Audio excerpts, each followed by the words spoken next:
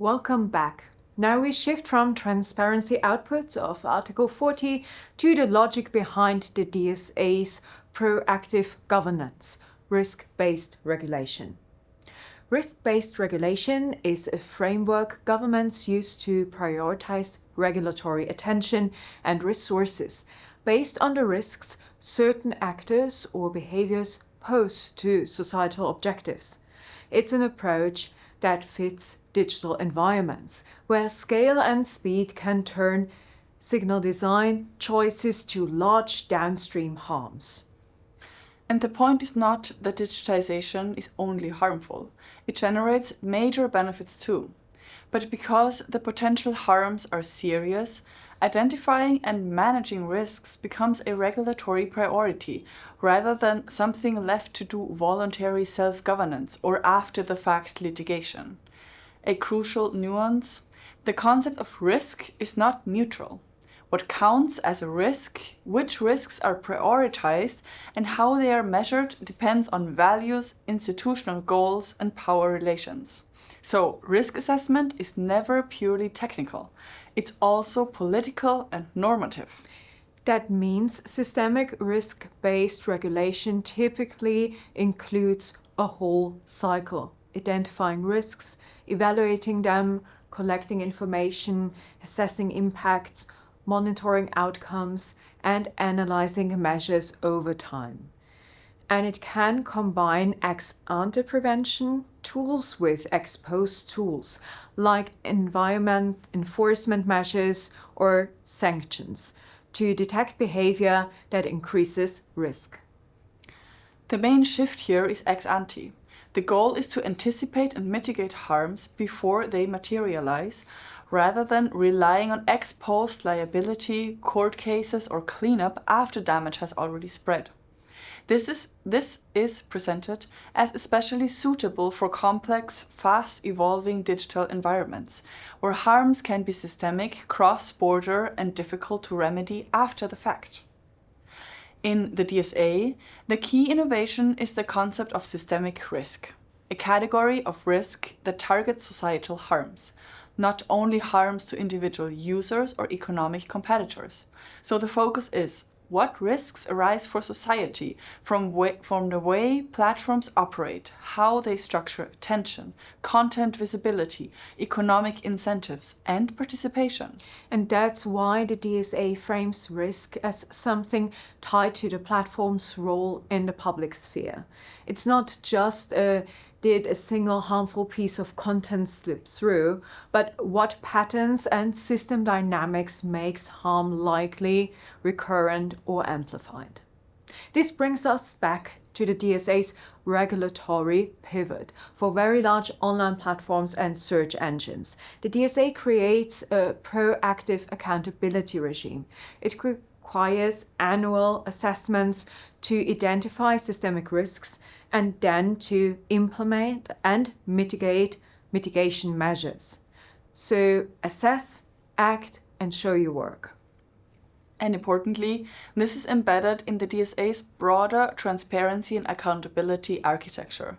These are not isolated documents, they are part of a recurring reporting ecosystem: transparency reporting, systemic risk reporting, mitigation reporting, and independent audits. What changes conceptually is the object of responsibility, not individual liability for a single piece of content, but structural responsibility for how the service shapes risks at scale. That also means the DSA introduces new governance expectations. You need internal capacity to run assessments, implement mitigation, document decisions, and interface with auditors and regulators over time. So it's a continuous compliance process, not a one-off obligation. So why does the DSA focus these obligations on VLOPs and VLOCs? Because the law explicitly links systemic risks to the design and functioning of the services and its related systems, including algorithmic systems, and to the uses made of these services. The underlying claim is that these services function as de facto public spaces. They shape information flows at societal scale, and they influence public debate, commerce, and democratic processes. So the trigger is not only market share, it's societal centrality. Where reach is high, the potential for system-wide harm is higher, and that justifies additional obligations. That's the regulatory logic in one sentence. Higher reach equals higher potential for systemic harm. So the law asks for more structured accountability, especially through Article 34 risk assessments. Next question. Where do systemic risks come from? The DSA essentially pushes platforms to look inward, not only outward at bad users. One source of risk is platform characteristics. Design choices, recommender systems, algorithmic ranking, and business models like advertising that can incentivize engagement maximizing dynamics. The second source is user behavior, manipulation, coordinated abuse, strategic misuse, and actors who intentionally exploit platform features. What matters is that risks can be intentional or unintended. Harm can arise from malicious campaigns, but also from normal system incentives that amplify polarizing or misleading content because it performs well under the platform's optimization logic. And that's why the DSA requires platforms to assess how their own systems may amplify harm. So the assessment isn't satisfied by pointing to user misconduct alone. In practice, this is the central compliance question. What risks are produced on or intensified by the interaction between system design and user behavior? And what mitigation plausibly reduces those risks without creating new ones? Now that risks are identified, the DSA immediately turns to the next step, mitigation.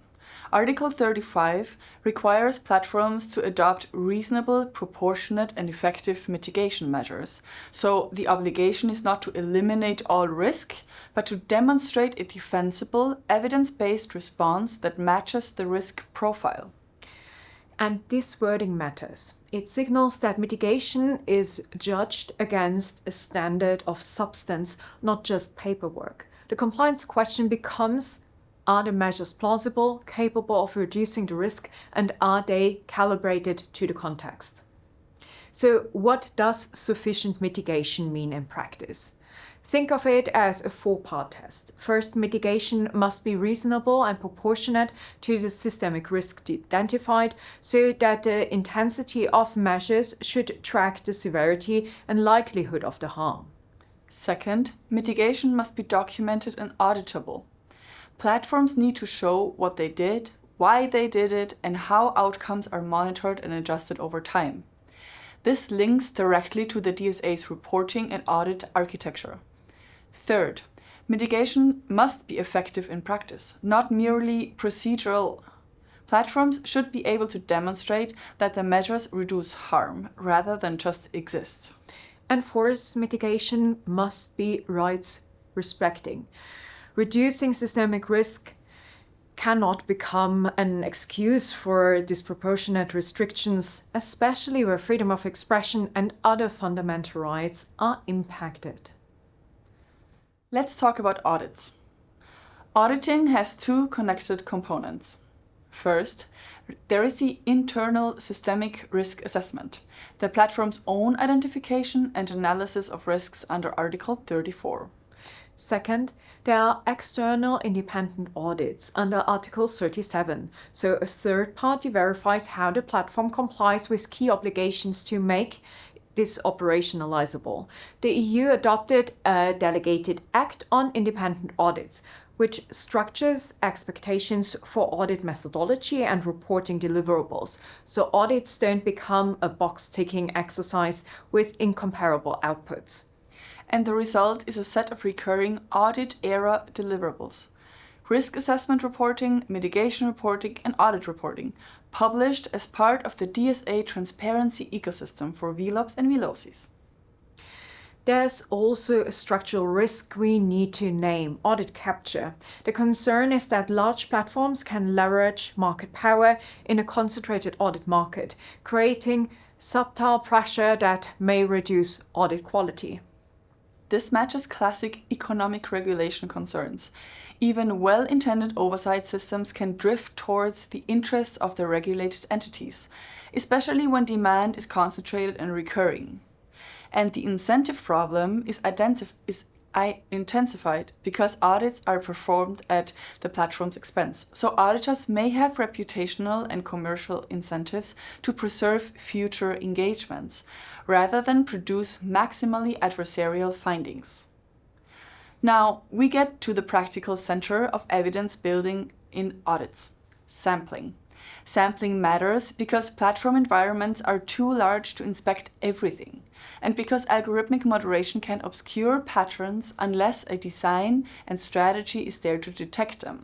Legally, sampling is recognized and structured through the Delegated Act on Audits. Auditors and platforms are expected to justify sample sizes and selection techniques in their public reporting, so sampling choices are visible and contestable, not hidden in assumptions. A second methodological requirement is context sensitivity.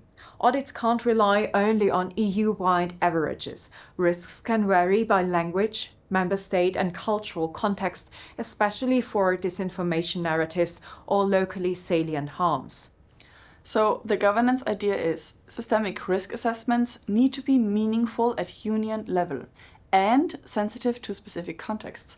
Otherwise, you miss where harms are concentrated or where mitigation fails in smaller language communities. This leads to a core design principle. Different risks require different sampling strategies. You can't sample for scam advertising the same way you sample for hate speech, election interference, or gender-based violence harms, because the signals, locations, and temporal patterns differ. That creates practical challenges. Member states specific risks, keyword or hashtag selection biases, intermediate selection, context captures, and where violations actually surface. Public timelines, groups, recommender feeds, search results, or ad delivery. Then there's the big question everyone asks: is the sample representative? There's no universal definition of representativeness in risk assessment context-dependent situations, and that's why the audit logic pushes for transparency. You need to explain what population you are approximating and which variables matter for the risk you are assessing. In practice, the sample needs to reflect the population's characteristic across variables of interest, like region, language, content type, user groups, and so on, while balancing feasibility and resources. And it's worth flagging a common misconception. Larger samples can reduce random error, but they don't automatically fix systemic biases in how data is produced, removed, or collected. Now, a methodological constraint that directly affects audit validity is data decay. Empirically, platform data can disappear quickly. Posts get deleted, accounts are suspended, and metadata becomes inaccessible. That means what you can observe later may differ from what existed at the time of harm. One reason this matters is that decay can be non-random sensitive or policy violating. Content can disappear at different rates, which biases what remains available for analysis. So under the DSA, building a credible sample requires detailed documentation and robust argumentation: what was accessible, when, what likely disappeared, and how that affects inferences about systemic risks. At this point, it helps to name the risk types auditors themselves manage during the audit. First, detection risk: the risk that the auditor fails to detect a misstatement or non-compliance that matters for the assessment. Second, inherent risk: vulnerabilities that stem from nature, design, and use of the service and its context. Different service types have different inherent risks. For example, marketplaces and scams versus live streaming and real-time illegal speech. Third, control risk. The possibility that the audit approach is misdirected or unable to identify risks accurately in ways not resolvable through the internal controls alone, especially where harms are unevenly distributed across affected groups. These concepts are structured in the EU's Delegated Act for Audits under the DSA. Of course, none of this works without access. The DSA requires platforms to provide auditors the necessary assistance, access to relevant data, systems, and personnel, so the audits can be more than a surface-level review. And if data is inaccessible or constrained, that limitation has to be documented, because we couldn't access it is not a rebuttal technical. It affects the credibility and scope of the audit controls.